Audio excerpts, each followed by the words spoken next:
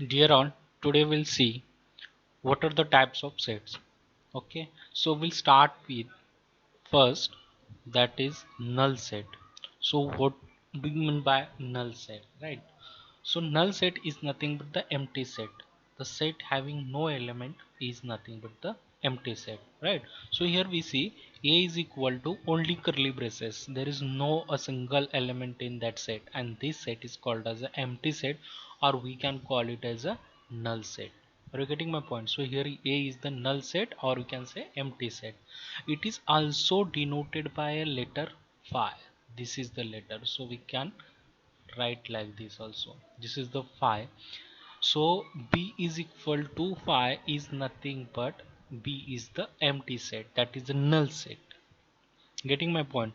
So whenever you are writing like this, it means that that particular set is a empty set. We can call it as a null set also. Now here we have another example. C is equal to in curly braces we have written phi.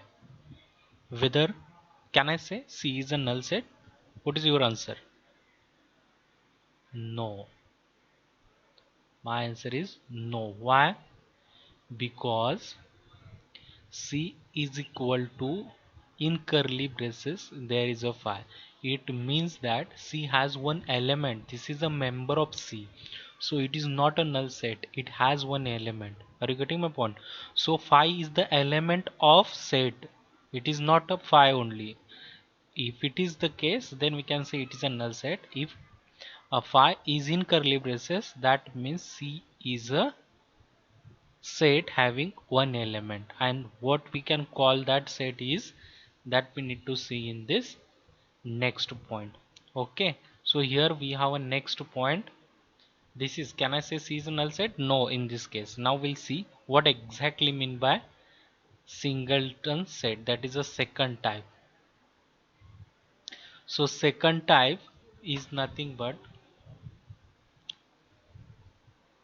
singleton set, right? So here singleton set, this is the second type. Now a set having only one element, a set having only one element, such for example a is equal to this.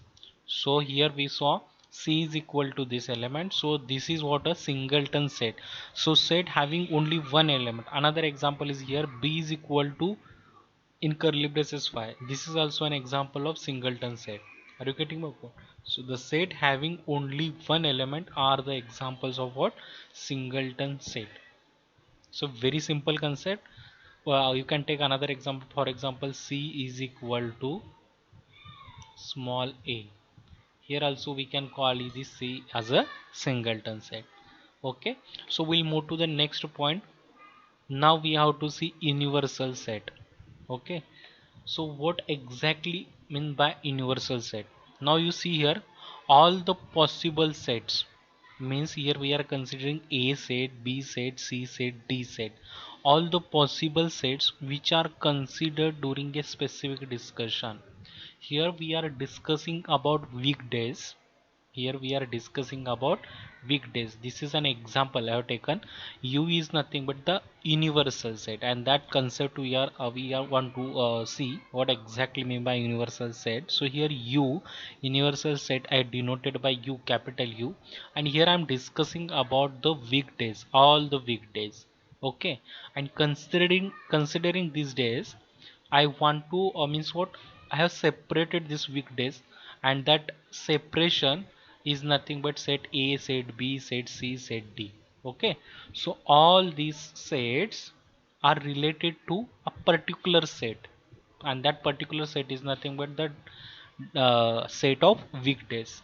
So here you can see the concept, all the possible sets which are considered during a specific discussion. So that particular set, these all the sets, so here A, B, C, D are the sets considered for the particular discussion on weekdays, and U is the set contains all the weekdays. Here I already told you how and what U means. So U, here U becomes an universal set. So what exactly U becomes? So here U becomes an universal set, and